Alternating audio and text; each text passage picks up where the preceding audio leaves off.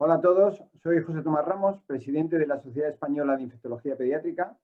Vamos a celebrar la mesa 16 de este primer congreso virtual de COVID-19, en el que nuestra Sociedad de Infectología Pediátrica, en representación de la Asociación Española de Pediatría, participa activamente con la organización de una mesa específica de pediatría que durará aproximadamente hora y media, en la que se presentarán 3 ponencias con una duración de unos 15 minutos cada una, seguidas de 3 comunicaciones orales de unos 10 minutos que completarán en gran parte la actualización de las ponencias, seguido por un coloquio o debate de unos 15 minutos en el que les invitamos a participar y a formular las preguntas que consideren.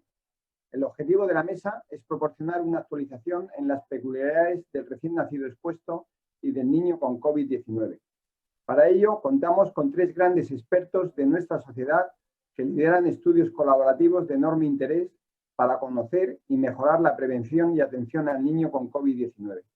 La primera ponencia será impartida por la doctora Cristina Calvo, jefe de sección de enfermedades infecciosas de pediatría del Hospital La Paz y representante de la Asociación Española de Pediatría en el Ministerio de Sanidad para COVID-19, quien nos hablará de la epidemiología y clínica de la infección en el niño, para lo que contará con la propia experiencia generada en el Hospital de La Paz, uno de los 2 hospitales de referencia durante el confinamiento en la Comunidad de Madrid, y con los datos nacionales del registro épico de COVID-19 en niños, que es un reciente registro financiado por la Asociación Española de Pediatría.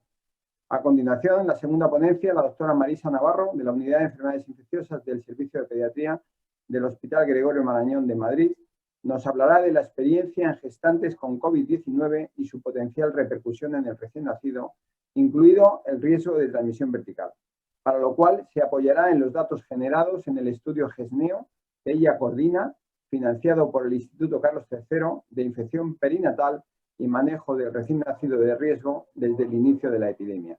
Por último, la tercera ponencia será impartida por el doctor Alfredo Tagarro, del Servicio de Pediatría del Hospital Infanta Sofía de San Sebastián de los Reyes de Madrid y coordinador del estudio épico, que nos hablará sobre el nuevo síndrome inflamatorio multisistémico asociado a COVID-19, una nueva entidad específica del niño y adolescente, potencialmente muy grave, similar en muchos aspectos a la enfermedad de Kawasaki, y nos contará la experiencia registrada en nuestro país. Nada, con todo esto vamos a empezar las ponencias. Muchas gracias por su atención. Buenas tardes. Quiero agradecer a la organización y a las sociedades implicadas la oportunidad de participar en este evento tan interesante y único en su estilo. No tengo ningún conflicto de interés y voy a hablar de epidemiología y clínica en el niño, como ya se ha mencionado. Bueno, cuando he pensado cómo organizar esta presentación, pues además de hablar de la epidemiología, de la pandemia, he pensado que sería interesante intentar entender algún aspecto más de la infección en el niño, como si se infectan más o menos que los adultos y si son o no grandes contagiadores. Y por último, describir los patrones clínicos que hemos visto a lo largo del tiempo. La proporción de niños que se han infectado, o mejor dicho, la proporción de niños que hemos detectado con las técnicas de diagnóstico disponibles ha sido alrededor de un 1 o un 2% de las infecciones. Mencionar que para China se consideraban infecciones aquellos con cuadro clínico compatible, aunque no tuvieran PCR, mientras que en Estados Unidos o en Europa y en España solo se han considerado aquellos casos diagnosticados por PCR. En cualquier caso, en todos los países aproximadamente se han detectado alrededor de un 1% del total de casos siendo niños, lo que en España, según datos del Ministerio de Sanidad, han sido alrededor de unos 1.400 niños hasta el mes de mayo. Respecto a la gravedad, la mayoría de los casos han sido leves o asintomáticos. Para China y para Italia, aproximadamente pues entre un 55 y un 75% de los niños han sido leves. Ellos han considerado en ambos casos graves aquellos pacientes que requerían oxígeno y moderados los pacientes con neumonía, pero sin hipoxia. Para los dos grupos, los niños que han precisado más ingreso, que han sido niños con cuadros más graves, han sido tanto los pequeños por debajo de un año como los mayores de 10-11 años. En la serie española, según datos del Ministerio de Sanidad, aproximadamente el 25-26% de los niños han requerido ingreso. De ellos, 52 necesitaron ingreso en cuidados intensivos y la mortalidad ha sido muy, muy baja. Solo se describen 3 fallecidos. Estas son las series pediátricas o algunas de las series pediátricas más importantes. He recogido aquellas que eran comparables en su metodología, por ejemplo, el estudio Confidence italiano, con 130 pacientes que, según ellos, son todos los niños atendidos en 60 centros en urgencias. El estudio PTBNet, que es la red europea con un número muy grande de pacientes, 580, es una muestra recogida en 25 países de oportunidad, cada uno recogía los datos que buenamente podía. También una serie de Nueva York en un hospital terciario con 74 pacientes atendidos en urgencias, o la serie nuestra del Hospital La Paz, y vemos que en todas ellas el porcentaje de hospitalización es alrededor de un 50-60%, con un pequeño porcentaje de ingreso en UCI entre 7, bueno, pequeño, entre 7 y 18%, y una mortalidad en general muy baja.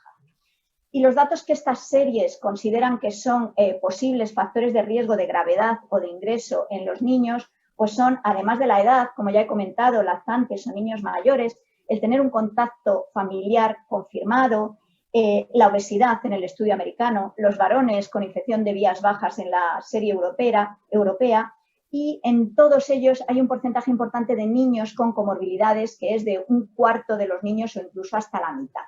He incluido también aquí el estudio de inglés publicado recientemente en el British Medical Journal con 650 niños, que es el estudio más grande publicado hasta ahora, y ellos añaden como factor de riesgo la raza negra. ¿Pero esto va a ser igual a partir de ahora? ¿Qué pasa en la segunda ola? Pues realmente las cosas han cambiado muchísimo. Si vemos en este gráfico en rojo, podemos observar cómo entre mayo o abril y agosto el porcentaje de niños detectados ha subido muchísimo, porque ahora estamos haciendo muchos más test, estamos detectando muchos cuadros asintomáticos y leves, y los niños ahora suponen cerca del 10% del total de muestras en nuestro país. Si vemos esta gráfica, según los datos que se declaran por el Ministerio de Sanidad, vemos que entre el 10 de mayo y finales de agosto se han diagnosticado más de 20.000 niños, lo que supone un incremento enorme respecto a los datos que teníamos de la primera ola de la pandemia. Y, sin embargo, los porcentajes de hospitalización han bajado muchísimo y andan en torno a un 3 o un 4%, porque los cuadros, como digo, en muchas ocasiones son asintomáticos. Por lo tanto, parece que la situación ha cambiado de manera importante. Respecto a si los niños se infectan más o menos que los adultos, hay muchos estudios que parecen demostrar que menos.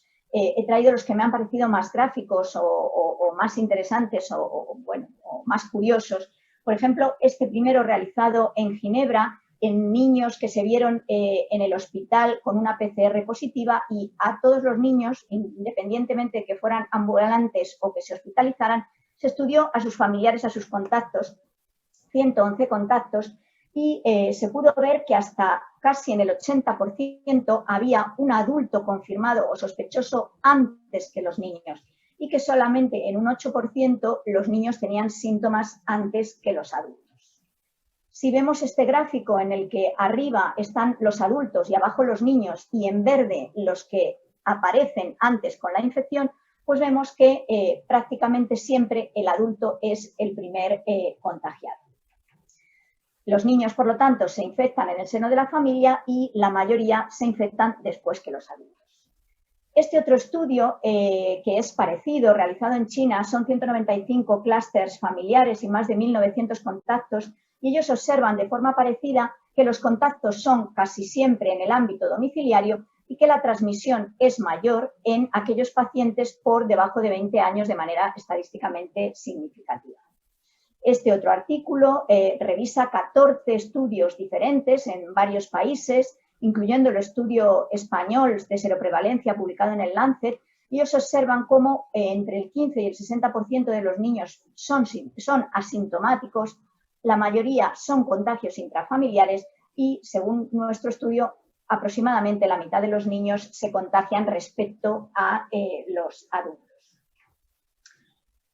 Pese a todo, pesa en el pensamiento si los niños son o no grandes contagiadores. Por ejemplo, este estudio publicado en el JAMA con 145 pacientes confirmados con cuadros leves que no necesitaron oxígeno y con menos de 7 días de síntomas, este estudio comprueba que los niños por debajo de 5 años tienen una carga viral significativamente más alta que los niños mayores o que los adultos.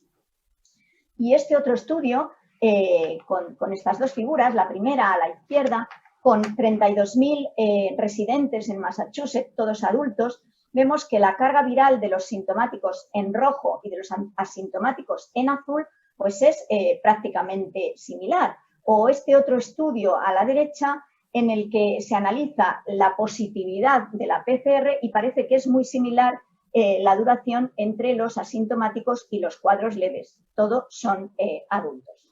Pero es muy importante recordar que el hecho de tener una PCR positiva no significa infectividad.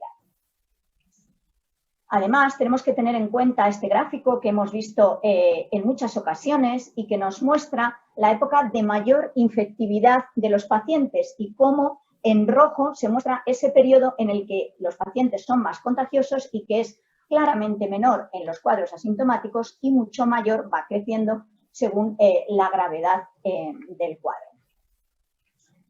¿Y por qué sufren cuadros más leves los niños? Bueno, pues aunque seguro que es multifactorial, probablemente esta es una de las causas.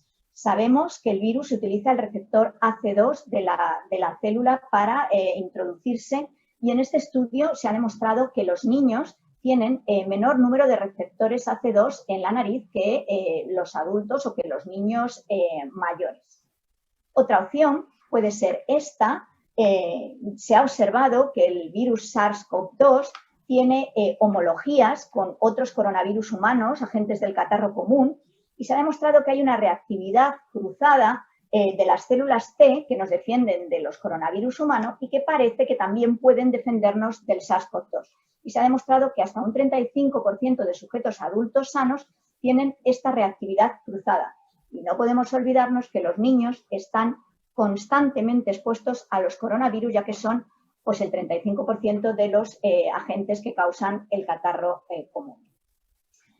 Bueno, además de esto, hay otros factores como el sistema inmune que está hiperestimulado por las vacunas en los niños. Los niños están constantemente expuestos a virus, lo que puede hacer que los virus compitan con el SARS-CoV-2 y no le dejen proliferar. El papel de la respuesta inmune innata en niños, el papel de la respuesta TH2 asociada a la eosinofilia, que se ha visto que también puede ser protectora. Todos estos datos hacen que los niños sean, en cierta manera, resistentes al virus. Pero, desde luego, sea lo que sea, esto no es nuevo y ya se ha visto en epidemias anteriores de MERS y SARS y se ha descrito que los niños tienen menos infecciones con menos frecuencia y que son cuadros más leves. Por lo tanto, esta es una imagen muy bonita que figura en uno de los artículos que defienden estas teorías, por si alguien quiere profundizar. Y, por lo tanto, de esta primera parte podríamos decir que los niños se contagian menos que los adultos, aproximadamente la mitad. El contacto suele ser, o el contagio en el ámbito familiar. Los cuadros muchas veces son leves o asintomáticos. Posiblemente las infecciones por coronavirus humano juegan un papel protector. La carga viral en niños y en asintomáticos es elevada, pero tienen menos síntomas, tienen menos tos, tienen una menos duración de la enfermedad, probablemente hay menos eliminación viral y, por lo tanto, parece que los niños no son súper contagiadores. Ya en la segunda parte, y muy brevemente, voy a hablar de los patrones clínicos que hemos observado a lo largo del tiempo. Esta imagen es del estudio EPICO que se va a presentar en esta misma sesión, que es el estudio epidemiológico español, pediátrico, y vemos cómo a lo largo de la pandemia iniciamos viendo, o los primeros cuadros que se vieron fueron fundamentalmente cuadros respiratorios y fiebre sin foco. Según fue avanzando empezamos a ver lesiones cutáneas y a partir del mes de abril, aproximadamente finales de abril, mayo, es cuando se ha visto el síndrome inflamatorio sistémico que tanto ha preocupado. Los cuadros de fiebre sin foco se han visto fundamentalmente en lactantes pequeños, sin reactantes de fase, con muy buena evolución. Hemos visto cuadros catarrales y se han visto también neumonías con todo tipo de espectro y de gravedad, con patrón típico y atípico, con un porcentaje no despreciable de hipoxia, pero afortunadamente, aunque algunos cuadros han sido tan graves como este de la imagen, ha sido poco frecuente que necesiten ingreso en unidades de cuidados intensivos. Y ojo, que no todo es COVID. Esto es un póster que se puede ver en este congreso. hecho en los hospitales de La Paz y el Niño Jesús con los niños que han ingresado, han sido los dos hospitales en Madrid que han mantenido la hospitalización, los niños que han ingresado por neumonías, y se ha visto que solo un 20% de las neumonías durante la pandemia han sido atribuibles a COVID. Han sido niños mayores con linfopenia, trombopenia, cefalea y vómitos como cuadros muy característicos, pero también se han visto otras causas como otros virus y otras bacterias, fundamentalmente micoplasma. Hemos visto muchos cuadros cutáneos en niños parecidos a la perniosis. La etiología es incierta. La mayoría de los estudios no han encontrado asociación con SARS-CoV-2, pero recientemente un estudio de Antonio Torrello, el dermatólogo del Niño Jesús, un estudio colaborativo, ha encontrado partículas virales con microscopía electrónica en las muestras de los pacientes, por lo cual, bueno, pues probablemente esto esté todavía por aclarar y posiblemente en la próxima mesa también se hable de esto. ¿Y cuál es el perfil de los niños ingresados en las unidades de cuidados intensivos? Bueno, pues los niños pequeñitos por debajo de 1 año pues han sido fundamentalmente cuadros de dificultad respiratoria con infiltrados intersticiales que en alguna ocasión han necesitado ventilación mecánica. El niño mayor y el adolescente ha tenido neumonías graves parecidas al adulto, aunque como hemos dicho con no demasiada proporción de necesidad de cuidados intensivos. Y por supuesto hemos tenido el síndrome inflamatorio del que hablará ahora el doctor Alfredo Tagarro. Y también ha habido una pléyade de cuadros diferentes, entre otros muy frecuente o relativamente frecuente la aparición de cuadros de cetoacidosis diabética que tampoco está claro si están asociados al coronavirus o no, pero que se han presentado de manera más frecuente durante la pandemia. Por último, se han descrito numerosas manifestaciones extrapulmonares, tanto en adultos como en niños. En niños, la patología gastrointestinal ha sido muy frecuente, casi hasta el 40% de los casos tenían algunos síntomas gastrointestinales. Y, sin embargo, otras patologías infrecuentes, como la trombosis o el tromboembolismo, han sido raros en niños, mientras que en adultos han sido, desgraciadamente, graves y frecuentes, y en niños los hemos visto muy esporádicamente. Y bueno, con esto termino. Agradecer a todo el mundo la atención. Y dejo este artículo de revisión relativamente reciente, que ha emitido el ECDC, en el que se tocan todos estos aspectos que yo he comentado y algunos más por si alguien quiere profundizar en el tema. Y eso es todo. Muchas gracias. Buenas tardes. Voy a hablar de la infección perinatal por coronavirus. A modo de introducción, decir que el embarazo es un momento biológico en la vida de una mujer en el que suceden cambios tanto a nivel fisiológico como a nivel inmunológico que la predisponen para padecer infecciones, y estas pueden ser transmitidas al feto y al recién nacido. En la era COVID, lo que se vio en los primeros trabajos que se publicaban es que podía existir un aumento de complicaciones y de morbilidad. Y estas venían acontecidas o se producían porque había una disminución de los controles obstétricos y tanto padecía una mayor complicación la mujer con coronavirus como la que no tenía la infección. Con respecto ya y centrándonos en la embarazada y que está infectada por el virus y sobre el curso del embarazo, pues las primeras trabajos que decían que no había alteraciones en el embarazo, pero posteriormente lo que sí que se ha visto es que la infección por SARS-CoV-2 puede alterar el curso de este y se han descrito un mayor índice de cesáreas y de partos prematuros. Así, en este trabajo, por ejemplo, del Morbidity and Mortality, un trabajo americano del CDC, publicado en una amplia corte de mujeres en edad fértil, que puedan estar pasando el coronavirus estando embarazadas o sin encontrarse embarazadas, se compara y lo que se ve es que sobre 8.207 mujeres embarazadas con COVID, estas ingresan con unas tasas mayores de hospitalización que las no embarazadas, tienen un mayor ingreso en mayores cifras o mayor frecuencia de ingreso en la unidad de cuidados intensivos, necesitan con mayor frecuencia ventilación mecánica, pero no mueren más que las mujeres de la misma edad no embarazadas.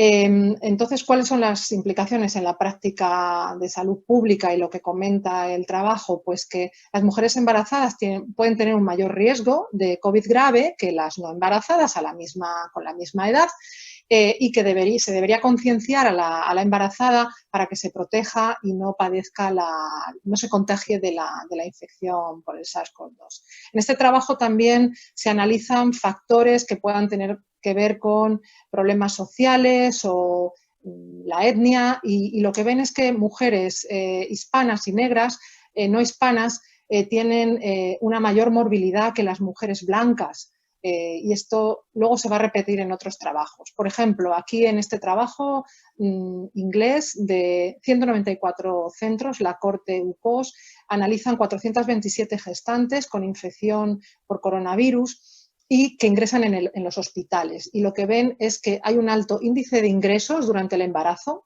por coronavirus, que la mayoría de las mujeres no presentan enfermedad grave y que ingresan más bien en el tercer trimestre de gestación, no en el primero, sino al final del embarazo, que hay una alta frecuencia de mujeres negras y de otras minorías étnicas, y que también hay una alta frecuencia de partos prematuros, hasta de un 27%, cuando sabemos que la prematuridad normalmente no supera el 15-18%.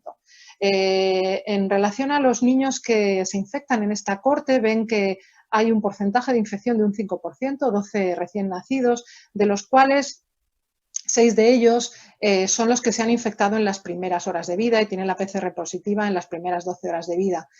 Con lo cual, lo que se viene un poquito a decir es que la infección neonatal es poco frecuente, y que en esta corte los niños realmente cuando se infectan luego describen que no hay una morbilidad importante.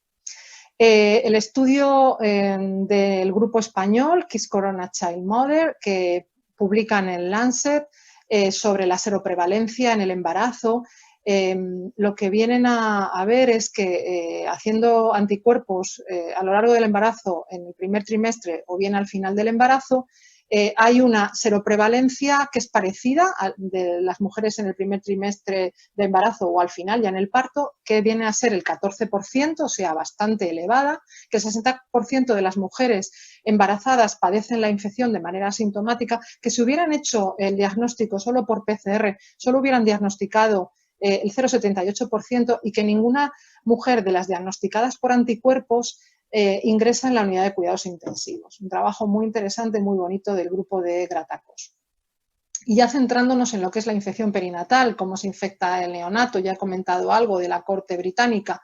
Bueno, pues habría que decir y definir cómo es el niño que se infecta, el neonato, en qué momento se ha infectado. Entonces, tendríamos una clasificación como transmisión intrauterina, es cuando la mamá padece la infección estando embarazada.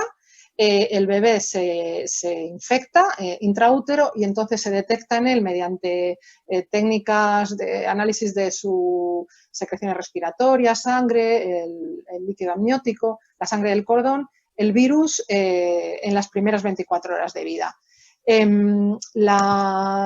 Si esta PCR persiste o entonces se dice que la infección es intrauterina. También en este grupo entraría cuando el neonato se le diagnostica por serología en los primeros 7 días de vida. Después sería una clasificación ya no de transmisión intrauterina, sino intraparto postnatal precoz. Sería cuando el niño ya se infecta después de nacer, o bien en el momento del parto o de alguien que está en el contacto en el entorno del recién nacido, y aparece la PCR y las muestras de microbiología positivas a partir de las 24 horas de vida. Y además también la serología, si se hace, no va a aparecer presente hasta que no pasa al menos 2-3 semanas. ¿Cómo recomiendan hacer el diagnóstico estos autores que hacen la clasificación esta de infección perinatal? Pues que siempre un recién nacido tiene que tener una PCR al nacer, y una serología a ser posible, y repetirla luego después en torno al quinto día hasta el 14 día.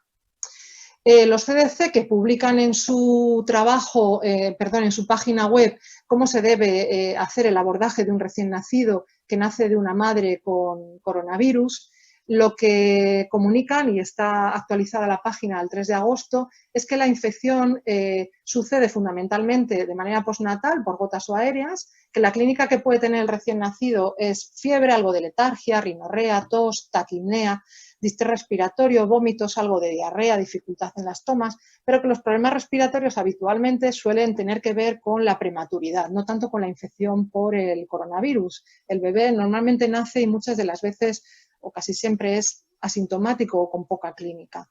Que se tienen que hacer las pruebas diagnósticas que ya he comentado antes, en las primeras horas de vida, y luego repetirla si el niño sigue con síntomas. Y ellos dicen que no habría que hacer pruebas serológicas. Recomiendan la lactancia materna, pero es la mujer la que tiene que elegir si quiere lactar o no a su bebé, aunque se debe informar que es un beneficio para el recién nacido y que no se ha demostrado que la leche infecte al niño. Y luego se está permitido el contacto de la madre con el recién nacido desde el nacimiento, siempre guardando unas medidas de higiene respiratoria y de contacto, al menos 10 días desde el inicio de los síntomas, hasta 20 días incluso sería si la madre está muy inmunodeprimida o tiene síntomas muy graves, y al menos hasta que ceda la fiebre y la madre se encuentre clínicamente bien. Bueno, como hacemos con el contacto con los pacientes adultos para no transmitir el virus. Si el niño ingresa en la unidad de neonatal porque presenta síntomas o necesita ingresar, debemos aislarlo hasta que sepamos que el niño no tiene la infección, y a partir de que sepamos que no tiene la infección, pues ya se podría poner en contacto con otros niños y que vuelva con su madre en el momento que él se encuentre en condiciones de hacerlo.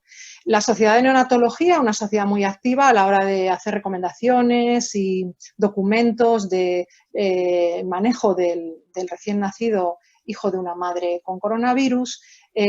También comenta en su protocolo cómo se debe hacer el aislamiento del niño que nace con síntomas de coronavirus o con sospecha en la unidad neonatal. Siempre mucho cuidado de que no se infecten otros recién nacidos, mantenerlo en el aislamiento, y que solo tiene que ingresar si tiene síntomas y es necesario ingresarlo, porque si no el recién nacido tiene que ir con su madre, estar con la mamá, compartir habitación con ella y la mamá guardando las medidas que hemos comentado de aislamiento para intentar evitar esa infección que se puede producir después del nacimiento por contacto. En este metaanálisis, en este trabajo muy interesante de Mayudin, se hace un estudio muy a fondo de las vías de la infección del coronavirus, de si suceden cambios en la placenta y qué repercusiones tiene el feto con la infección. Y la verdad que analizan, como he dicho, es un metaanálisis, muchos trabajos, y lo que ven es que en la placenta sí se ven cambios por el virus, sí que hay insuficiencia de perfusión vascular, puede haber coriamnionitis, funiculitis, y el virus se puede ver y está presente en algunas placentas, en algunos trabajos, no siempre, pero en algunos, por microscopía electrónica o por inmunohistoquímica, como se ve en tejidos el virus. Y con respecto al feto, pues también en este análisis, en este metaanálisis tan amplio para ver los cambios que puede tener el feto, pues se describe, pero muy anecdóticamente, algunos abortos, alguna muerte perinatal. No hay demasiado de esto, pero sí que hay publicaciones, alguna publicación al respecto, y que sí que se demuestra ese aumento de prematuridad, el bajo peso al nacer que puede producirse, probablemente pues, por afectación de la placenta, insuficiencia placentaria, bueno, por la infección viral materna, y luego ese distrés respiratorio y esa intolerancia digestiva que puede tener algunos recién nacidos. Pero fundamentalmente el estudio lo que dice es que la puerta de entrada de la infección es una puerta habitualmente más bien después de nacimiento y no tanto intraútero. En otra revisión sistemática de International Journal of Obstetrics and Gynecology, lo que nos comenta Walker es que hay muchos pacientes, muchos niños, muchas gestantes que están representadas en más de un estudio, y entonces hace una depuración de esto, y esto es una cosa, bueno, que se ha visto en general en todas las publicaciones que han ido saliendo de coronavirus, no solo de este tipo, sino también en relación a adultos, que a veces los pacientes se representan en más de una corte y luego pueden contarse más de una vez. Bueno, pues al final, depurando todos los estudios que hay, hace un análisis de 49 estudios, 666 recién nacidos que se han comunicado en la literatura y infectados se encuentra un 4% en el momento de ese primer mes de vida. Y en este trabajo lo que se ve es que no hay una asociación con el tipo de parto, ni tampoco con que haya existido o no contacto materno o bien con la lactancia. O sea que volvemos un poco a decir lo mismo, que parece que la vía de parto no sería importante y que la lactancia, bueno, está permitida, pero siempre hay que tener cuidado a la hora de amamantar al recién nacido.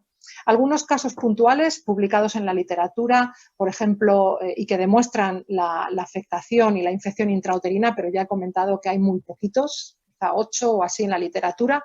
Este es un trabajo de los americanos del Hospital de Texas, de Dallas, y presentan un paciente que se infecta y que tiene alteraciones tanto por microscopía electrónica como inmunohistoquímica en la placenta, y que presenta un cuadro de fiebre y de estrés respiratorio que es transitorio y que después desaparece. El neonato va correctamente, o sea, evoluciona satisfactoriamente, pero el virus sí que está muy bien estudiado y sí que parece que es una infección intraútero real. Este trabajo, publicado en Nature de un grupo francés en París, en un hospital en París, es un trabajo que la verdad que nos asustó y, bueno, a los pediatras, y empezamos a pensar, bueno, a ver si esto va a ser, pero luego la verdad que no se ha visto después en otras publicaciones. Y en este trabajo lo que se cuestiona y lo que se ve es que hay una infección intraútero porque la madre tiene viremia, en la placenta aparece el virus, el recién nacido nace y se detecta viremia en él, y el niño lo que tiene es una afectación neurológica con una resonancia con lesiones de sustancia blanca, y digamos que tiene un cuadro de irritabilidad y un cuadro neurológico leve. No se encuentra que haya ninguna otra causa que haya producido esto, y el paciente al final es dado de alta a los 18 días de vida, y luego posteriormente a los 2 meses, pues cuando se le ha visto en la consulta, se ha visto que está un poquito hipertónico, bueno, que la evolución es buena, pero habrá que seguir a este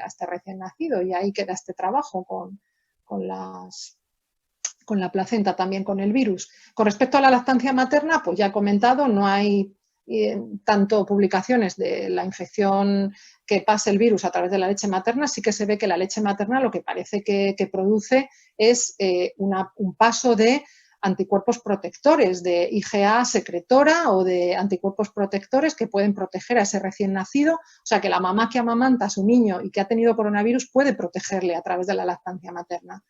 En este trabajo se ve o se comunica un neonato que presenta una infección con síntomas por coronavirus, pero, y el virus se detecta en la leche de esta madre en comparación con otra madre que cogen de control, pero es verdad que no hay, este niño está pasando la infección a la vez que la infección por el virus respiratorio sincitial.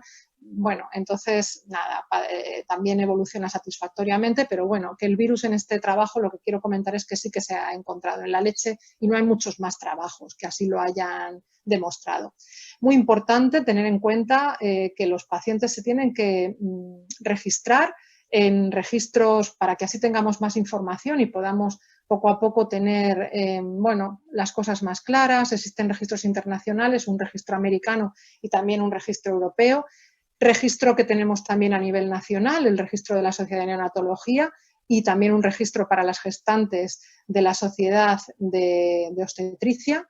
El registro de SENNEO, el registro de la Sociedad Neonatal, pues están participando 82 hospitales del territorio español, han recogido 670 recién nacidos, de ellos 40 se han infectado en el momento de su primer mes de vida, y la mayoría de ellos han tenido síntomas leves o asintomáticos, y algunos se han infectado no de la madre, sino del entorno, y la verdad que no hay descrito ninguna infección intraútero.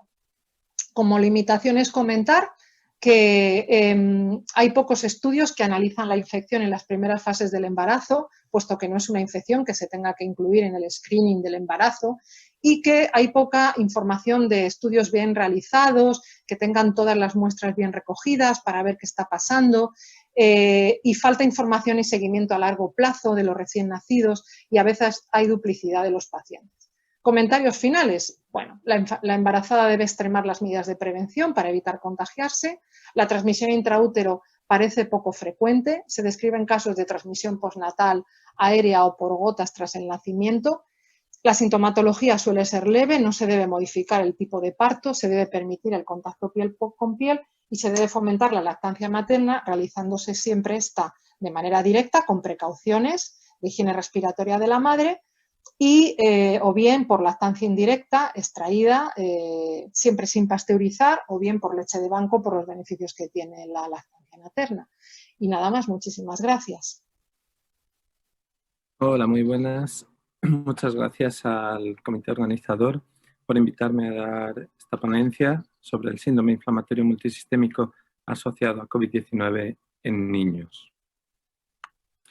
Bueno, como todos sabemos, esta pandemia comenzó a principios de año en la región china de Wuhan y apenas unos meses después, en mayo, se publica una nota del Royal College de Reino Unido hablando sobre un síndrome hiperinflamatorio en niños, y poco después una publicación en Lancet, una correspondence, contando una serie de casos de síndrome inflamatorio en niños, y poco después empiezan a surgir más publicaciones, principalmente en Europa y en Norteamérica, hablando de en el cual se superponen datos similares al shock tóxico, estreptocócico, estafilocócico, enfermedad de Kawasaki, síndrome de activación macrofágica y leitis génico. Este síndrome recibe por parte de los investigadores de Reino Unido el acrónimo de PIMS, y por parte de la Organización Mundial de la Salud y de los CDC,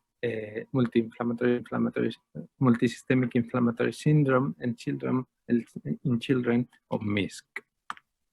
Sabemos por el estudio N-COVID que la prevalencia en menores de 19 años en España en la primera ola ha sido de un 3,8%, lo que supone en torno a 265.000 niños infectados por COVID. A pesar de que hay tantos niños, solo tenemos datos de 1.400 niños con PCR positiva. En el estudio EPICO, que es un estudio que coordino con la doctora Moraleda, el estudio epidemiológico de infecciones pediátricas para el nuevo coronavirus, recoge datos de 65 hospitales de toda España, con 452 niños atendidos en esos 65 hospitales y 327 ingresados, y 57 niños que han necesitado cuidados intensivos o cuidados críticos. Eso supone el 17% de aquellos hospitalizados, el 12% de aquellos atendidos y el 0,01% de aquellos niños positivos con serología positiva para SARS-CoV-2. En este estudio hemos podido identificar por clúster de síntomas 4 grandes síndromes producidos por el nuevo coronavirus. Afectación gastrointestinal pura, digamos, el síndrome inflamatorio, del que ahora hablaremos, un síndrome más leve, en el que podríamos juntar los niños con catarro de días altas, con un síndrome gripal, asintomáticos o simplemente con un síndrome febril, y aquellos niños con neumonía o bronquitis. Del total de la UCI, el 46% fueron por un síndrome inflamatorio, el 44% por una neumonía o bronquitis, el 9% por otras causas. De aquellos niños con síndrome inflamatorio, el 64% necesitaron UCI, de los niños con neumonía el 21% y de otros niños un 7%. En esta gráfica ven en naranja la incidencia de ingresos por semana en la primera hora por enfermedad COVID significativa diferente al síndrome inflamatorio, y en verde aquellos ingresos por síndrome inflamatorio. Como se ve, el pico de síndrome inflamatorio es aproximadamente un mes después del pico de ingresos por otras causas. Una tendencia similar se ve en los ingresos en Reino Unido, que en azul son los ingresos por COVID en niños y en adultos, y en rojo, aunque en una escala distinta, los ingresos por MISC. Como se ve, pues en torno a 4 o 6 semanas después del pico de casos de COVID. La fisiopatología todavía no está bien establecida. Se habla de una disregulación inmune, pero no está claro si es una disregulación de la inmunidad innata por netosis, por respuesta tal vez mediada por la fracción cristalizable de los anticuerpos que activan los macrófagos, pero también se ha propuesto alteraciones de la inmunidad adquirida con autoanticuerpos, antígenos expresados por células y reconocidos por células T, por inmunocomplejos, y también se ha hablado de los superantígenos, aún no está claro. En cuanto a la definición, las definiciones de las que disponemos se basan en 3 puntos. Uno es la afectación multisistémica, otro es los datos anéticos de inflamación y otro es el diagnóstico de enfermedad reciente por el nuevo coronavirus. En la definición de la OMS se habla de pacientes con fiebre de 3 o más días y 2 de los criterios siguientes: afectación mucocutánea, hipotensión o shock, datos de disfunción miocárdica, bien ecográfica o bien bioquímica, coagulopatía y síntomas gastrointestinales. Además, valores elevados de inflamación, no tener otra causa para este síndrome y evidenciante por COVID, PCR, serología, un contacto reciente como caso COVID. Para los CDC, un día de fiebre es suficiente para diagnosticarlo, afectación de 2 o más órganos, respuesta inflamatoria y también evidencia de COVID reciente o actual. La definición de Reino Unido, que es algo más antigua, habla de fiebre persistente, sin hablar de un punto de corte, respuesta inflamatoria, afectación orgánica o multiorgánica, exclusión de otras causas y PCR que puede ser positiva o negativa, no habla de la serología. En el estudio épico hemos recogido los casos en España en la primera ola de este síndrome inflamatorio y se ha publicado en el Clinical Infectious Diseases como un brief report. Y hemos tenido 31 niños, un solo fallecimiento, que era un niño con una patología grave previa, muy grave. Un 27% de los pacientes se presentaron con disnea, necesitaron ventilación mecánica un 19%, un 87% tuvieron afectación gastrointestinal, un 74% afectación mucocutánea y un 61% afectación cardíaca. La afectación cardíaca fue principalmente una disfunción miocárdica en alrededor de la mitad de los pacientes, pero también un 20% tuvieron pericarditis, casi un tercio disfunción valvular, 23% arritmias, un 10% anomalías coronarias y un 3% aneurismas, que en realidad es una proporción baja con respecto a las publicaciones de otros países que hablan de afectación de aneurismas hasta en un 15%. Son niños tirando a mayores, en torno a 7-8 años. Se halló PCR positiva en un 55%, una serología positiva en un 90%, otras series tienen unas cifras de serología un poquito más bajas, un 70% aproximadamente. Tuvieron tanto PCR como IgG positivo un 33%, un contacto reciente con COVID un 50% y coinfección, sobre todo por metaneumovirus, en un 10%. La PCR suele estar elevada en torno a 160, una procalcitonina también elevada en torno a 6, un D-dímer en torno a 3000, una interleuquina 6 en torno a 130, ferritina ligeramente elevada, pero no demasiado, ProBNP característicamente muy alto, en torno a 9000, hemoglobina, leucocitos y neutrófilos dentro de límites normales y linfocitos bajos, linfopenia en torno a 900. En esta diapositiva vemos un análisis que estamos haciendo ahora bayesiano sobre la necesidad de cuidados críticos en niños con los diferentes síndromes. En la gráfica de arriba a la izquierda pueden ver las diferentes montañitas en las cuales, que corresponden en en colores cálidos los niños con afección gastrointestinal, en colores fríos los niños con neumonía bronquitis y en verde los niños con síndrome inflamatorio. Nos vamos a centrar en estos. La probabilidad de necesidad de cuidados críticos en los niños con síndrome inflamatorio es de en torno a un 60%, pero si además tienen comorbilidad, aumenta la necesidad de cuidados críticos hasta un 85%. Es decir, dentro de este síndrome, la necesidad de cuidados críticos aumenta un 26% si se tienen comorbilidades.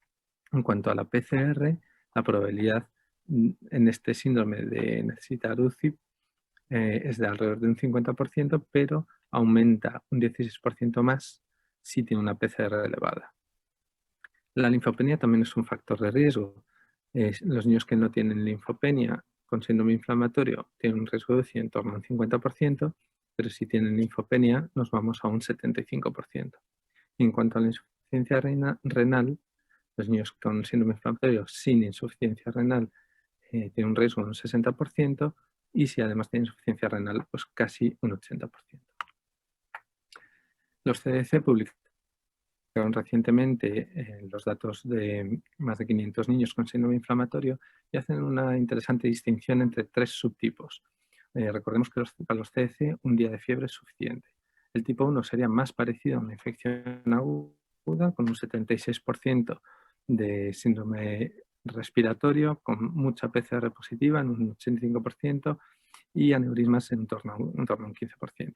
Habría un segundo tipo más específico con afectación cardíaca y gastrointestinal y con aneurismas hasta un 20% y sobre todo caracterizado por serología positiva, y un tercer tipo muy parecido que cumpliría criterios de enfermedad de Kawasaki, que sería un poco más leve, con pacientes más jóvenes, con más afectación mucocutánea.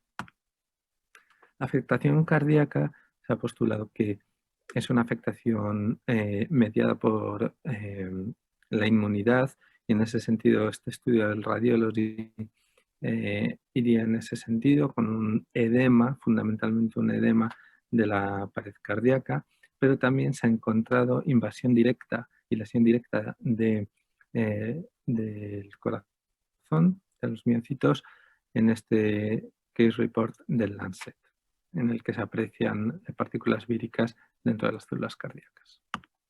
La Asociación Española de Pediatría ha publicado un consenso sobre el diagnóstico, estabilización y tratamiento del síndrome inflamatorio multisistémico, en el cual han participado representantes de 6 subespecialidades: cardiología pediátrica, cuidados intensivos pediátricos, infectología pediátrica, pediatría hospitalaria, traumatología pediátrica y urgencias de pediatría. Y en este documento pues se dan recomendaciones sobre aislamiento, al menos 2 PCRs negativas, monitorización, tratamiento de soporte, valoración cardíaca, que se recomienda a diario, sobre todo en los casos que tienen afectación cardíaca, y después se recomienda en todos los casos una reevaluación hasta 4 o 6 semanas después del alta. Se dan recomendaciones de alta, de ingreso en UCI, etc. Se recomienda al menos una PCR para SARS-CoV-2, al menos una serología y, como decía, ecocardiograma y electrocardiograma precoz. También se dan recomendaciones sobre el manejo del shock, que son similares a las del manejo del shock cardiogénico habitual, con volumen, con adrenalina en perfusión o noradrenalina, y si hay fracaso, pues considerar ECMO. El tratamiento más específico del síndrome se basa en inmunoglobulina intravenosa, 2 gramos por kilo, o bien metilprednisolona. Son recomendaciones de expertos, es decir, no hay ensayos clínicos, ni siquiera hay estudios observacionales que analicen la evolución dependiendo del tratamiento, pero los médicos que han estado a pie de cama sí que han considerado que la respuesta es buena con cualquiera de estos 2 tratamientos: inmunoglobulina intravenosa, metilprednisolona, unos miligramos por kilo, o en los casos más graves, bolos de 30 miligramos por kilo hasta 3 días y pasaprednisona oral. En casos muy graves o en casos que cumplen criterios de alto riesgo de enfermedad de Kawasaki, como menores de 1 año, reactantes muy elevados, disfunción hepática, hipoluminemia, anemia o hiponatremia graves o aneurismas y alteraciones cardiológicas graves, se considera la posibilidad de combinar los dos tratamientos. En cuanto a la antiagregación y anticoagulación, se recomienda aspirina a dosis antiinflamatoria hasta quedar febril y después a dosis antiagregantes, sobre todo en casos, aunque no cumplan criterios de Kawasaki, de pacientes graves con aneurismas o con plaquetas elevadas. Se recomienda heparina profiláctica en pacientes con factores de riesgo, dímero D muy elevado, pacientes inmovilizados con aneurismas gigantes, fracción de eyección menor del 30% o antecedentes de enfermedad tromboembólica, y a dosis de tratamiento si hay sospecha o certeza de tromboembolismo. Quería agradecer a la Asociación Española de Pediatría y por supuesto, a los pacientes y a sus familias, a la Fundación de Investigación del Hospital 12 de Octubre, y a la Sociedad Española de Infectología Pediátrica y, por supuesto, al equipo de PICOC, formado por investigadores de más de 65 hospitales en este momento. La participación y la ayuda en la recopilación de datos de pacientes con enfermedad COVID en niños. Muchas gracias.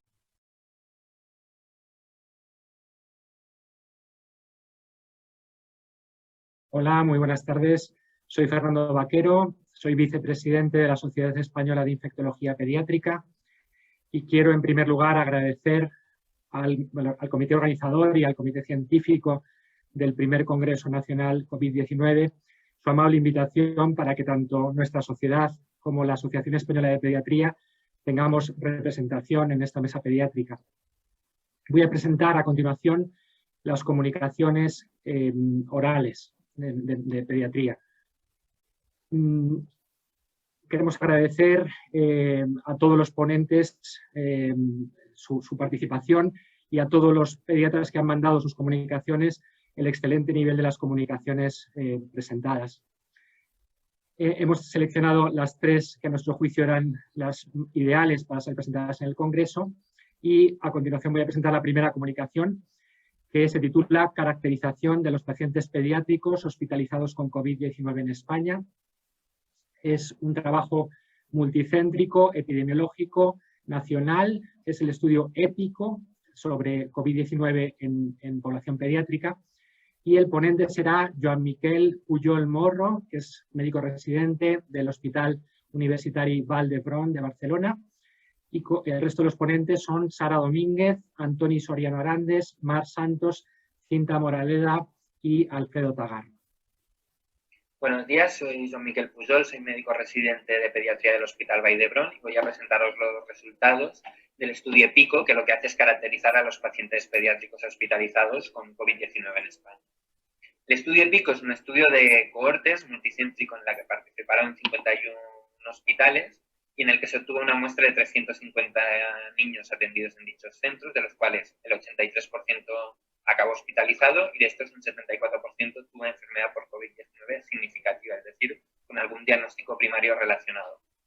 54% de los pacientes eran varones y el 37% tenían menos de 2 años y se detectaron comorbilidades en un 10% de los pacientes, comorbilidades previas. En cuanto a los diagnósticos primarios relacionados con COVID-19 en este grupo de pacientes con enfermedad significativa, pues el mayoritario neumonía o bronquitis, 40% de los casos, seguido de síndrome gripal o cuadro de vías altas. También hubo un porcentaje importante de síntomas gastrointestinales, como se viene viendo en la edad pediátrica. Sobre todo destacó un porcentaje importante del conocido como síndrome inflamatorio multisistémico pediátrico asociado a COVID. Además, vimos un decalaje de 3-4 semanas entre el pico máximo de incidencia de la pandemia y la aparición de este síndrome, lo cual ya fue reportado en la literatura por nuestro grupo, observándose resultados cronológicos similares. En cuanto al diagnóstico microbiológico, pues mayoritariamente, como viene siendo habitual, diagnóstico a través de PCR, aunque también en algunos casos a través de serología. Por lo que respecta al desenlace, al outcome, pues 30% de los pacientes necesitan oxígeno, una media de 4 días, y la mitad de ellos lo recibió en planta de hospitalización convencional, pero un porcentaje bastante importante de pacientes necesitó ingreso en cuidados intensivos, ¿no? Lo que representa un quinto de los pacientes. y de ellos la mitad, o casi la mitad, un 42%, ventilación mecánica invasiva. También vimos un porcentaje importante de complicaciones en este grupo de pacientes, un 37%, y las mayoritarias fueron las cardiológicas, con pericarditis, disfunción valvular, etcétera, seguidas de sepsis, derrame pleural, neumotórax e insuficiencia renal aguda, además de 4 defunciones, que son un 1% del total, todos ellos con comorbilidades previas. Entonces, hay diferentes estudios epidemiológicos publicados previamente que han estudiado de forma observacional y retrospectiva factores que se asocian a mayor mortalidad o peor pronóstico, pero en pediatría hay pocos estudios que hayan validado factores predictores de peor desenlace. Entonces, nosotros hemos hecho un análisis de datos que lo que nos permite es, de forma prospectiva, ante un paciente concreto, ver el incremento de probabilidad de que tenga un peor pronóstico. Entonces, analizamos el grupo de pacientes con COVID-19 significativo mediante un modelo bayesiano multivariable de análisis estadístico que asigna una probabilidad de predicción de peor pronóstico. Entonces, este modelo lo que hace es dividir a los pacientes en un diagnóstico primario, en gastrointestinal, inflamatorio y neumonía o bronquitis, y en función de una variable, que puede ser clínica o puede ser analítica, infiere o estima un incremento de la probabilidad de presentar peor pronóstico. Así, por ejemplo, en grupo inflamatorio, a edad mayor de 2 años, supone un incremento de la probabilidad de peor pronóstico del 12%, o, por ejemplo, vemos lo mismo con las comorbilidades, la PCR o la linfopenia, ¿no? Que vemos un incremento del 25% de la probabilidad de presentar peor pronóstico en el síndrome inflamatorio. Se analizaron múltiples variables que tienen una importancia relativa variable en este incremento de la probabilidad de presentar peor pronóstico y se validó pues, a determinada precisión y sensibilidad. Finalmente, para concluir, pues vimos que necesidad de UCI o alto flujo, que es lo que definimos como peor pronóstico, se asoció con neumonía de más de 2 años, comorbilidades o presencia de marcadores inflamatorios. Nuestro modelo multivariable bayesiano nos permite clasificar de forma probabilística a los pacientes con peor pronóstico y los niños tuvieron una buena evolución con COVID-19, pero más de 1/3 tuvo alguna complicación y 1 de cada 5 necesitó cuidarse. Muchas gracias. Y esto es todo. La segunda comunicación para presentación oral se titula La infección por SARS-CoV-2 en el embarazo y el recién nacido. Es de la cohorte GESNEO-COVID. Es una cohorte que ha estudiado la infección por COVID-19 en la embarazada y en el recién nacido, con datos muy interesantes. Y la ponente va a ser Itziar Carrasco García, que es investigadora del Hospital General Universitario Gregorio Marañón en Madrid. Y el resto de los autores son Mar Muñoz Chapuli, Sara Vigil, David Aguilera Alonso, Mónica Riaza, Olga Sanz Asín, Marta Pareja León, Ana María Bañas Souto, Manuel Sánchez Luna y María Luisa Navarro Gómez. Soy Itziar Carrasco, voy a hablar sobre la infección por SARS-CoV-2 en el embarazo y el recién nacido, los resultados del estudio GESNEO-COVID. Los cambios anatómicos, fisiológicos e inmunológicos que acompañan a la gestación aumentan la sensibilidad de las mujeres embarazadas a las infecciones.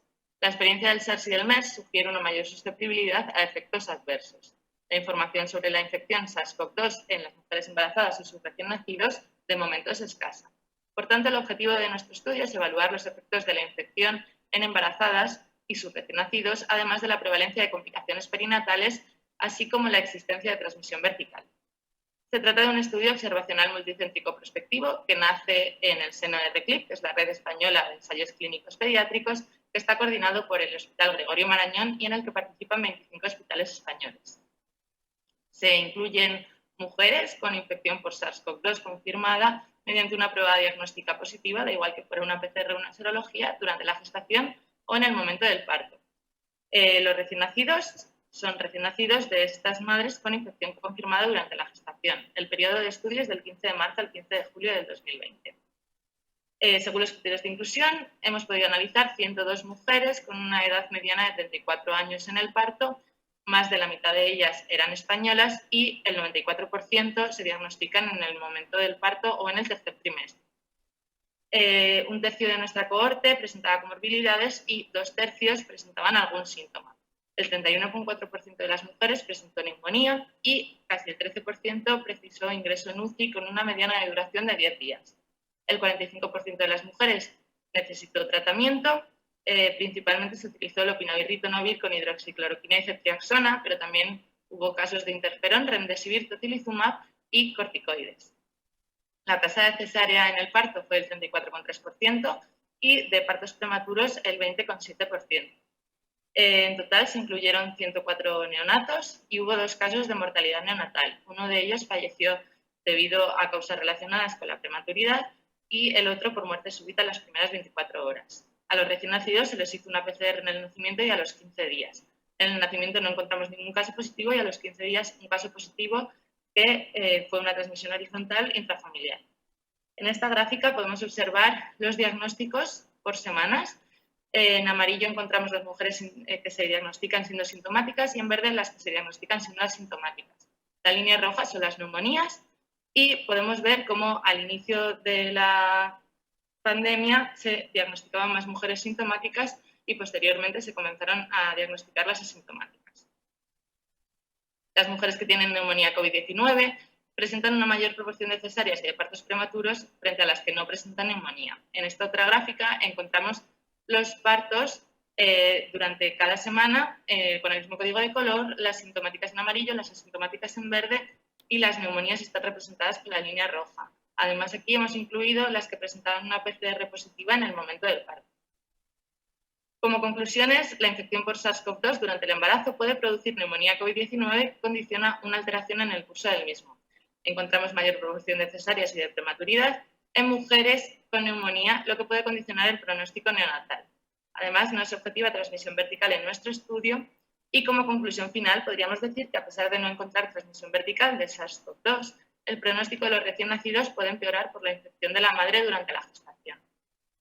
Muchas gracias a todos, al Servicio de Infectología Pediátrica, Neonatología, Obstetricia, matronas y sanitarios y a todos los que nos habéis ayudado y escuchado.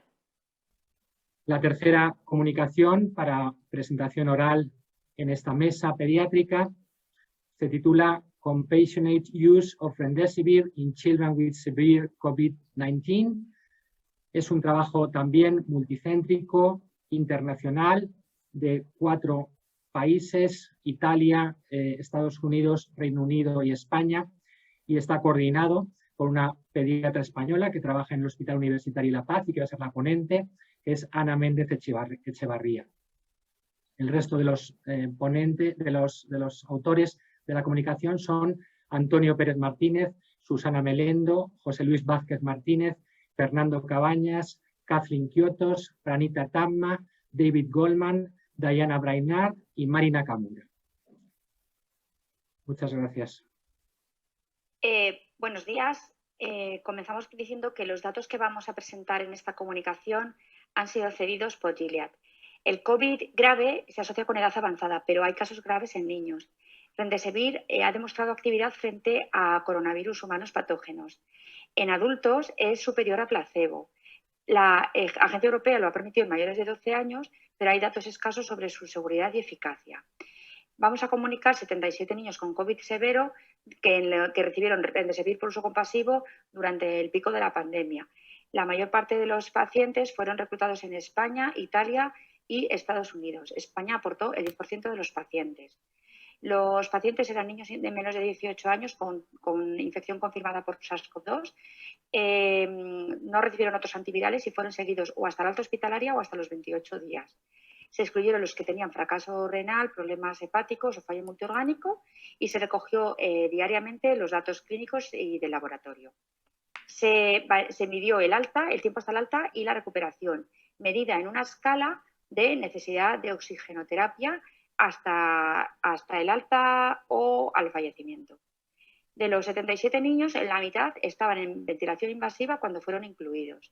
La mediana de edad fue de 14 años. La mediana de síntomas fue de 8, algo menor en los que estaban en ventilación invasiva. La mayor parte de los niños pertenecían a edades mayores de 5 años. Sin embargo, hay un porcentaje de niños menores de 1 año importante que estaban en ventilación mecánica invasiva. Un 80% casi tenían algún antecedente patológico, principalmente pulmonar, neurológico, hemato-oncológico. Un porcentaje también tenían obesidad o antecedentes de prematuridad. Un porcentaje de niños no completó los 10 días de tratamiento, solo 68% hicieron 10 días de tratamiento. Y el seguimiento hasta el día 28 fue realizado casi en el 100% de los niños. En cuanto a la evolución, en el día 28, los que estaban más graves, en el grupo 5 con hemoventilación, casi un 90% estaban por debajo de la escala 4 en el momento del día 28. Un 85% de los niños con oxigenoterapia, alto flujo, estaban o sin oxígeno o de alta, al igual que los niños con oxígeno de bajo flujo. Y respecto a los niños sin oxígeno, había un niño que todavía estaba ingresado, pero por otro motivo.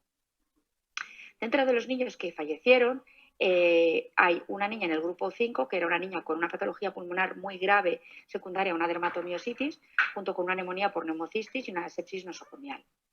Otro de los pacientes del grupo 4 falleció por COVID, y otro paciente del grupo más leves falleció, pero secundario a su patología de base.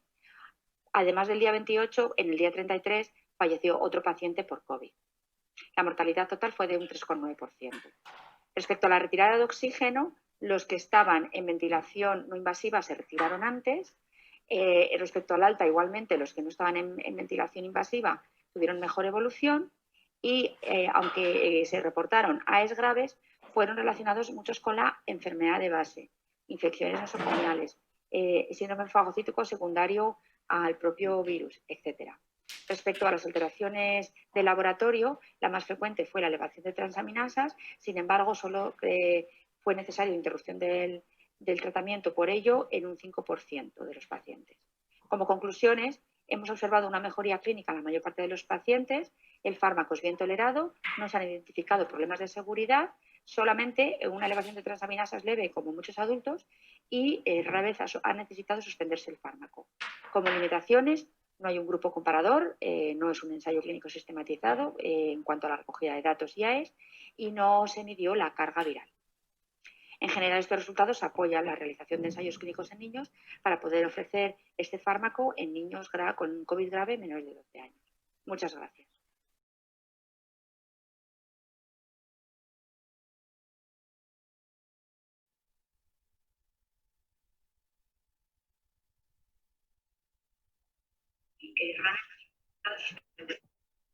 Como limitaciones, no hay un grupo comparador, no es un ensayo clínico sistematizado. No se midió la carga viral. Hola, buenas tardes a todos. La verdad es que nada, felicitar a los ponentes por las magníficas presentaciones y por las comunicaciones tan interesantes que acabamos de escuchar. Yo creo que a continuación vamos a pasar a un turno de preguntas que seguro que van a surgir a lo largo del coloquio. Tenemos aproximadamente unos 25 minutos para ellas. Y bueno, pues no sé si os queréis animar con alguna pregunta. Yo tengo alguna preparada. Nos han llegado también a través del WhatsApp alguna pregunta y si queréis podemos ir empezando. No sé si tenéis alguna en concreto. Bueno, yo tengo una pregunta propia para la doctora Calvo y luego hay alguna pregunta de los oyentes para ella misma, ¿no? Bueno, yo te quería preguntar, Cristina, que la verdad es que en la primera ola de la epidemia parecía que la infección asintomática era frecuente, pero hoy en día se ve que es mucho más frecuente, ¿no? En tu impresión, ¿cuál sería la proporción de niños que serían asintomáticos? ¿Y esta proporción sería diferente según la edad? Pues son la mayoría. Según lo que estamos viendo ahora mismo de los estudios de contacto, la inmensa mayoría de los niños son asintomáticos o con síntomas muy, muy leves, probablemente indistinguibles de cualquier otro catarro. Y en cuanto a las edades, probablemente los niños más pequeños sean los más asintomáticos, pero vamos, son asintomáticos en todas las edades. También los adolescentes hay una proporción muy alta de asintomáticos. Yo creo que en todas las edades. No sé si hay un estudio concreto que diga la proporción de asintomáticos ahora, en esta época de la pandemia. De las anteriores sí, pero ahora yo creo que no hay una graduación exacta por edades. Pero vamos, la inmensa mayoría seguramente. Muy bien, muchas gracias, Cristina. ¿Algún comentario, alguna pregunta en este sentido? Bueno, yo te quería preguntar también, Cristina, hay una pregunta que nos hacen por WhatsApp que está en relación a la epidemiología también. Y dice, ahora que los niños están más en el colegio, ¿el contagio podría darse más en este ámbito que en el familiar? ¿Cuál es tu opinión? Pues la verdad es que yo creo que no, y que donde más se va a dar el contagio va a ser en las familias, porque en el colegio, al principio, o por lo menos eso es lo que está previsto, se van a tener unas medidas de higiene, unas medidas de control, los niños van a estar más o menos con mascarilla, guardando las distancias de seguridad, y cuando llegamos a casa todo eso se relaja, los niños se quitan la mascarilla, están conviviendo con sus familias, los adultos son los que la mayoría de las veces se contagian. Y yo sigo pensando que el mayor contagio va a ser en las casas. Ayer paseaba por un parque y veía a todos los niños jugando en el parque sin mascarillas, juntitos unos con otros, pegándose gritos unos a otros, y yo decía, estos no se van a contagiar en el colegio, se van a contagiar aquí. Esa es la sensación que yo tengo. Es pronto para saber todavía qué va a pasar en los colegios, lo veremos en los próximos meses. Hay una pregunta muy relacionada que la leo literalmente, por si quieres hacer algún comentario. Dice, en el estudio se encuentra que los niños mayoritariamente se infectan en el ámbito familiar. ¿Puede esto ser debido a la época de confinamiento y puede cambiar ahora en la nueva normalidad y con la vuelta al colegio? ¿Hay estudios en otros lugares que hayan estado en otra situación? Claro, seguro que ha tenido que ver con que han estado absolutamente confinados, pero durante la época del confinamiento, no en este confinamiento tan estricto como en España, pero por ejemplo en Dinamarca, que no se llegaron a cerrar los colegios o fue un cierre muy pequeñito, pues no tuvieron grandes problemas por la vuelta al cole de los niños. Tenemos, sin embargo, datos de Israel que nada más empezar tuvieron que cerrar los colegios, pero también es verdad que eran niños mayores los que parece que tuvieron los brotes de infección y que no seguían las medidas, no llevaban mascarillas. Desde luego no sabemos exactamente lo que va a pasar porque la situación que hemos vivido y la que vamos a vivir ahora son totalmente diferentes. Muy bien, muchas gracias, Cristina. Pues, ¿sí? No, si me permites, José Tomás, también presentarme y felicitar también a los ponentes, por supuesto, por las excelentes charlas. Son trabajos prospectivos, multicéntricos, en los cuales tenemos que seguir avanzando, porque es la única forma de obtener una evidencia sólida para tratar a nuestros pacientes, ¿no? Yo tengo una pregunta para la doctora Navarro, y es sobre la actitud en los neonatos, ¿no? Es verdad que en las urgencias hospitalarias ahora estamos viendo niños menores de 28 días con procesos febriles y en algunos de ellos pues nos está saliendo la PCR positiva para COVID-19. ¿Qué actitud debemos tomar con estos pacientes? ¿Debemos ingresarles para observación? ¿Debemos darles el alta porque realmente las complicaciones son bajas en este grupo de edad? ¿Cuál es la actitud que estáis tomando? El micrófono. Marisa. El micrófono, Marisa. Perdón. Si es un menor de un mes con fiebre o sintomatología, bueno, que por eso ha ido al hospital, por supuesto tiene que ingresar. Todos los menores de un mes ingresan en los hospitales y se les debe hacer, bueno, tuvimos algún niño así al principio de la primera oleada, los ingresábamos y se descartaban otras enfermedades porque el COVID puede ser un acompañante a una infección urinaria o a cualquier otro problema de tipo infeccioso que puede tener el neonato. Entonces la recomendación, por supuesto, es ingresar al neonato sin separarlo de su madre. Es mejor que ingrese, a lo mejor no tanto en neonatología como en una planta de pediatría si se puede, pero bueno, si ingresa en neonatología, el problema es, y por eso nosotros los ingresábamos en la planta de hospitalización pediátrica donde la madre, si tiene coronavirus, puede estar con su hijo, porque muchas veces la infección viene de un contagio que ha sucedido dentro del domicilio. Y de esa manera puedes aislar al niño y a la madre, pero que desde luego que un pequeñito de un mes con fiebre tiene que ingresar y le tienes que vigilar y ver qué puede tener y hacer todo el protocolo que hacemos en la fiebre de los menores de un mes, pues eso debe hacerse. Bien, y después para el doctor Tagarro hay dos preguntas, intento ser breve. Una es sobre las similitudes que has comentado sobre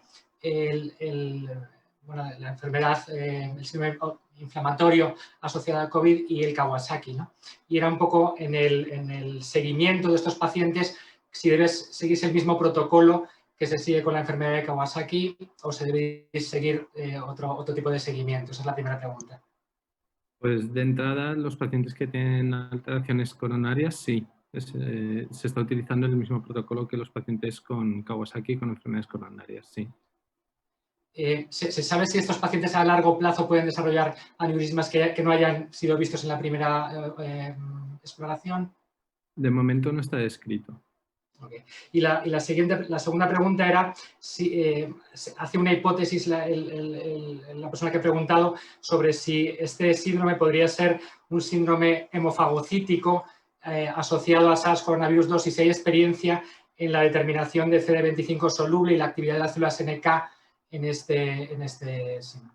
Sí, hay dos papers recientes muy buenos, uno de un grupo mixto italiano y sueco y otro americano, publicados en Cell, los dos de la pasada semana, y no encuentran datos muy superponibles al síndrome hemofagocítico, no. Más bien, encuentran un aumento de interleuquina 17A, de interleuquina 6, y pues una linfopenia, pero que parece que es a expensas de que los linfocitos se escapan hacia los tejidos, y algunos autoanticuerpos, que es un poco la novedad, un poco así más sorprendente, pero no parece que tengan un perfil parecido al hemofagocítico. Pues Tomás, si quieres comentar algo. Sí, hay una pregunta por continuar un poco con el síndrome inflamatorio multisistémico. Hay una pregunta de la doctora Ana Pouillet de la UCI de adultos del Hospital Regional de Málaga, que dice literalmente que si es posible el síndrome inflamatorio en niños grandes, niños mayores de 14 años. Alfredo, ¿qué te parece? O Joan. Pues posible seguro, sí que lo es, porque de hecho las series americanas recogen pacientes hasta 21 años. O sea que sí que es posible, pero la edad media es en torno a los 8 o 9 años. Muy bien. Yo continuando un poco también con el síndrome inflamatorio multisistémico, te quería preguntar dos cosas, Alfredo, o a Joan, ¿no? ¿Hay alguna relación, o pensáis que hay alguna relación con la raza y la etnia? Esa sería la primera. Y la segunda, respecto al tratamiento antiagregante, ¿cuánto tiempo lo debemos mantener? ¿Hasta que objetivemos a las 6 o 8 semanas que no haya aneurismas como en el Kawasaki, o pensáis que habría que continuarlo de manera diferente? Bueno, a ver, el asunto de la raza pues se ha mencionado bastante, sobre todo en los estudios ingleses, cuando hablan de non-white, y en algunos americanos también, cuando hablan de minorías. Nosotros en nuestro estudio en concreto no hemos querido recoger la raza porque nos parece que es un espectro y que no está bien claro que diferenciar entre blancos y no blancos o negros y no negros pues sea del todo adecuado, y que posiblemente hay otros factores que puedan influir. Pero sí que está descrito que la población no blanca, si lo llamamos así, parece que hay un aumento de síndrome inflamatorio en esta población. Y la segunda pregunta sobre el tratamiento anticoagulante y el tratamiento antiagregante, en principio se está haciendo lo mismo que en el Kawasaki, mantener el tratamiento antiagregante siguiendo el mismo protocolo que se utiliza en la enfermedad de Kawasaki. Bueno, muy bien, no sé, Fernando o alguno de los ponentes queréis hacer algún comentario o preguntas. Vamos a hacer alguna pregunta a los ponentes de las comunicaciones orales, y voy a empezar por la doctora Itziar Carrasco. Nos preguntan sobre todo sobre la profilaxis trombótica en la embarazada, sobre todo en aquellas que tienen factores de riesgo, como puede ser una preeclampsia o una neumonía bacteriana. Se está utilizando profilaxis en el tercer trimestre en estas embarazadas. Y aprovechando la pregunta, también tengo mucho interés en que se conteste o que se dé voz a la pregunta de esta misma pregunta en los niños. ¿Está indicada realmente realizar una profilaxis antitrombótica en los pacientes ingresados con un COVID-19, en los pacientes pediátricos? ¿En qué situaciones? Si quieres, vale. Sí, pues en nuestro hospital no hemos encontrado ningún caso de preeclampsia, tampoco de neumonía bacteriana, pero en toda mujer que ingresa con COVID-19, con infección con síntomas, sí se ha utilizado heparina como profilaxis, en todas ellas, todas las que han ingresado. Respecto a los niños, yo no tengo los datos.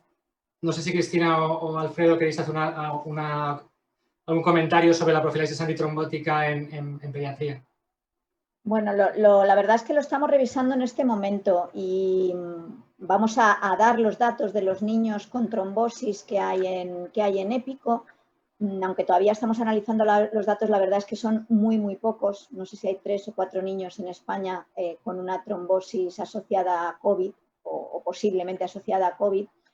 Y bueno, yo creo que es importante ver nuestros datos para poder hacer una recomendación importante acerca de la profilaxis antitrombótica. Quizá en los niños graves o en los niños con síndrome autoinflamatorio sí que hay datos más claros, ¿no? O el grupo de trabajo sí que da unas recomendaciones, como bien ha dicho Alfredo y como puede ahora matizar, pero yo creo que en el global de los niños hay que ser cautos. Yo creo que hay que tener precaución. Vamos a ver cómo nos sale esa revisión de EPICO. Sí, en el síndrome inflamatorio, como comentaban más positivas, pues sí que en pacientes con alto riesgo, con antecedentes de enfermedad tromboembólica, con dímeros DES por encima de 6 veces lo normal, pues sí que y con inmovilización, es decir, entre los niños que están ingresados en UCI y demás, sí que podría haber un lugar ahí a la profilaxis y en caso de, por supuesto, en caso de que exista tromboembolismo, pues tratamiento, ¿no? Si quieres. De tratamiento. Sí, hay alguna pregunta. Son recomendaciones de expertos.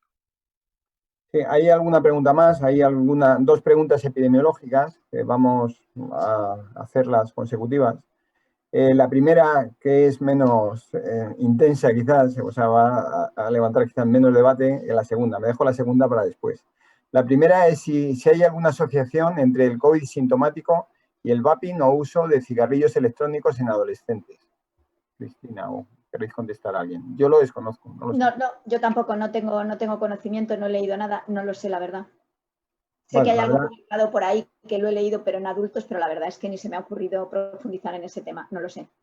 En esta hay poca controversia, pero en la siguiente, a ver qué pensáis. ¿Tenemos que hacer PCR por coronavirus en cada catarro que tenga un niño si vienen urgencias? A ver, sobre eso se está trabajando muchísimo y, bueno, es evidente que va a ser imposible, aunque quisiéramos. Y el grupo de trabajo, sobre todo de pediatría de atención primaria, con el Ministerio, está intentando dar unas directrices y lo que se va a proponer es que no se haga en los casos de rinorrea aislada como único síntoma y sí cuando, además de rinorrea, haya otros datos como fiebre o, sobre todo, cuando además haya convivientes afectados, porque es lo que se ha visto más frecuente, ¿no? Que cuando hay un conviviente afectado, aunque sean síntomas leves, pues es más frecuente que pueda ser. Pero en la rinorrea sola, no.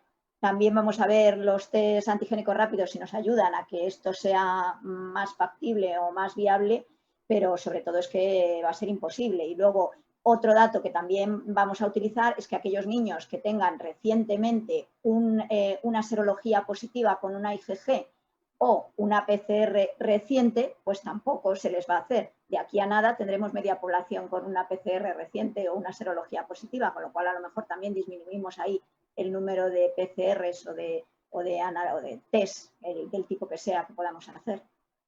Si queréis vamos a terminar las preguntas a todos los ponentes y voy a continuar por Jean-Michel Pujol. Hay mucha gente que le ha llamado la atención el porcentaje tan alto de complicaciones de la serie, ¿no? Un 37% pues parece muy alto, ¿no? En niños hospitalizados y un 22% en UCI, ¿no? Que hicieras algún comentario al respecto. Y también la segunda sería, ¿qué aplicación práctica tiene este modelo bayesiano que habéis creado?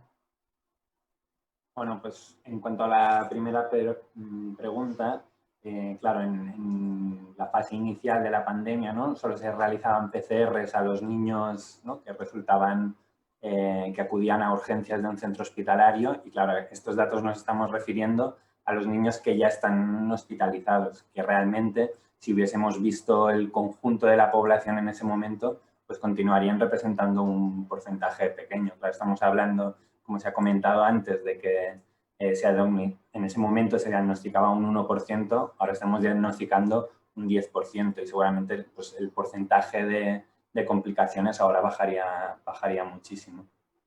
En cuanto a la segunda pregunta, claro, la idea de este modelo probabilístico, ¿no?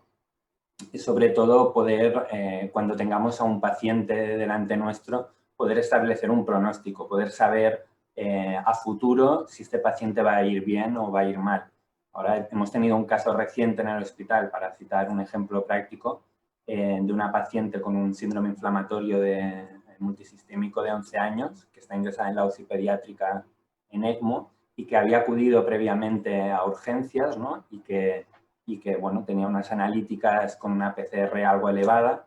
Entonces, nuestra idea sería, por ejemplo, en este caso, poder establecer a futuro, haber sabido si la probabilidad de desarrollar complicaciones. Un poco es esa la idea, que aún no. Pues, esa es la idea. Muy interesante. Un comentario, Fernando, es que las proporciones que ha presentado Joan Miquel es sobre los 214 pacientes que hemos establecido que estaban ingresados por causa del COVID.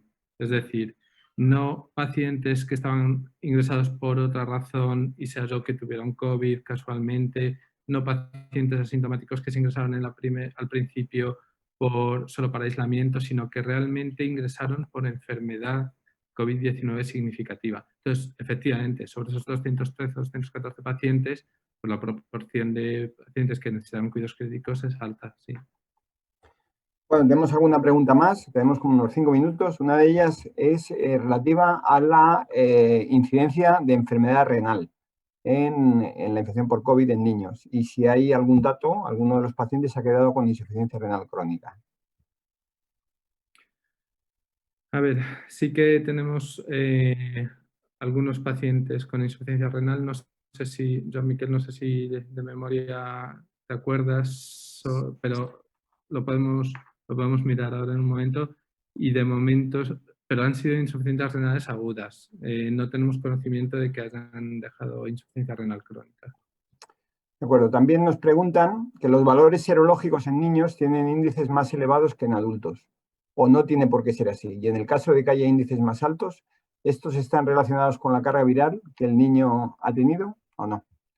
Que yo sepa, no hay ninguna relación, pero no sé vosotros qué pensáis. No, pero además yo creo que no es cierto. No sé a qué se refiere exactamente con índices serológicos, pero de los niños que hemos tenido, por ejemplo, en La Paz diagnosticados, solo han seroconvertido un 80%.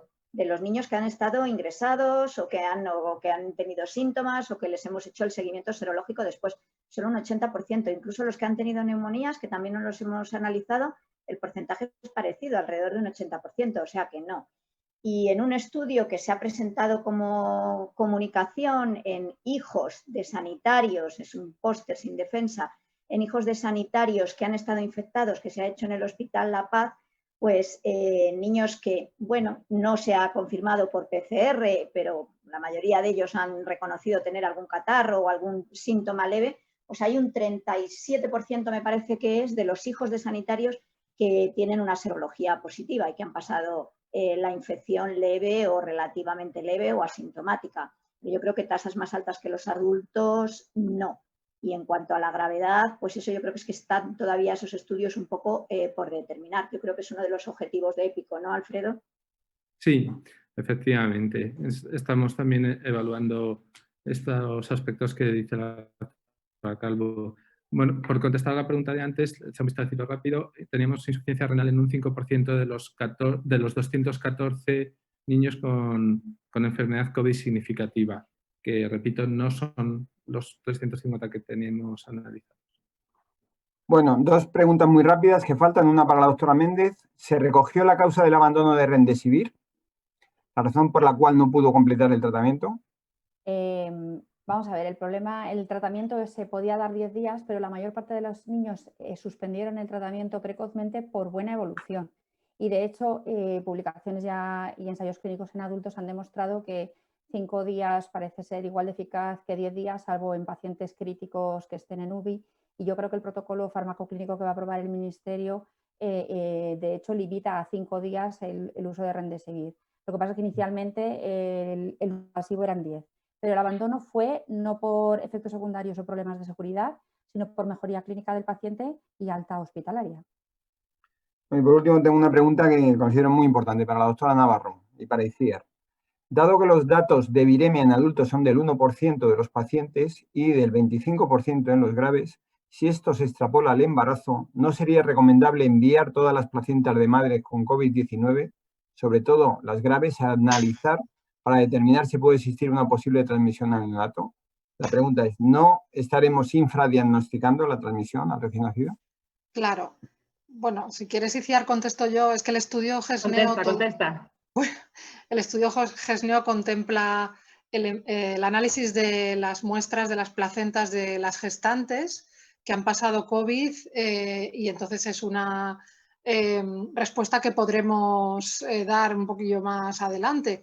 La verdad que sí, que es importante. Yo creo que es la manera en la que vamos a ver si la transmisión intraútero o la transmisión perinatal sucede más allá de lo que podemos ver en el recién nacido después de haber nacido, o sea, después del parto, porque muy probablemente a lo mejor hay infradiagnóstico, o sea, hay niños que se infecten, que tengan, bueno, pues a lo mejor una viremia, ¿por qué no?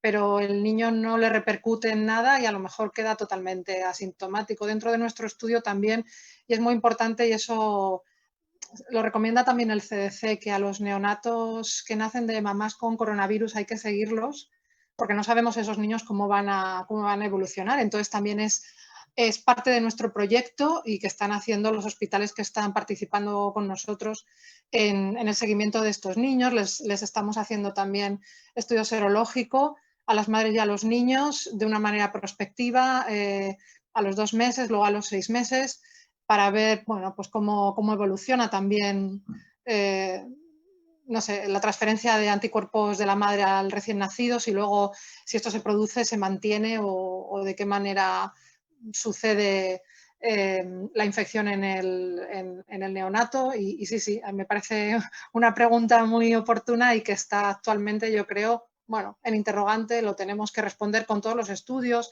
que estamos llevando a cabo y que yo creo que cuanto mejor se hagan, pues nos darán todas estas respuestas. No sé si, José Tomás, tenemos tiempo para una última pregunta. O... Bueno, yo creo que no, una preguntita rápida, porque teóricamente... Última pregunta, sí, nos dicen.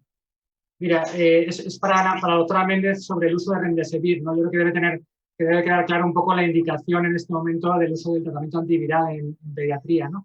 ¿Te parece que está indicado en todos los niños que tengan hipoxia, que ingresen con hipoxia en determinadas circunstancias, cuando tengan neumonía? ¿Cuál sería tu recomendación? Gracias. Por una parte dar mi recomendación, pero por otra también decir que estamos atados en el momento actual a las recomendaciones o a las recomendaciones del Ministerio debido a un problema de desabastecimiento.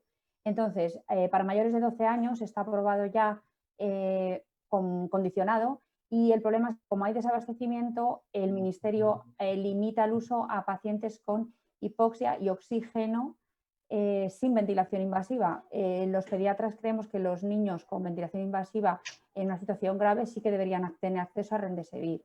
Entonces, por supuesto, en esos niños podemos seguir contando con uso compasivo. Por tanto, la indicación sería niños con hipoxia importante y bronconeumonía. Sobre todo, tendríamos que tener en cuenta a los niños menores de 1 año y los preadolescentes o adolescentes, que son los que parece que evolucionan peor, y también niños con patología de base.